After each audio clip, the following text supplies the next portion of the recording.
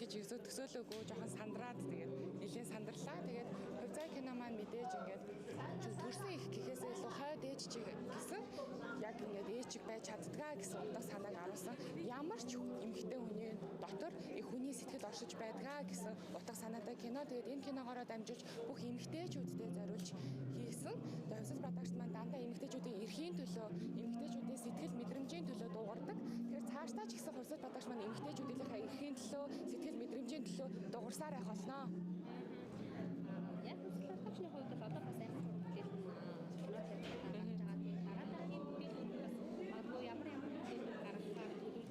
За дараагийн бүтээл бол одоохондоо нууц байгаа. Тэгээд тэрийг болохоор мэдээж одоо болохоор аминч кино маань бүх кино театруудаар гарсаар байгаа. Тэгээд мэдээж триллер, акшн төрлийн кино, хувь заяагаас шал өөр төрлийн кино байгаа. Тэгэхээр мэдээж хувь заяаг үзчихэд хүмүүс маань бас ингээд шал өөр төрлийн кино хувьслаас хармаар байгаа бол одоохондоо бүх кино театруудаар ороод аминч киног үзээрэй. За баярлалаа. Баярлалаа.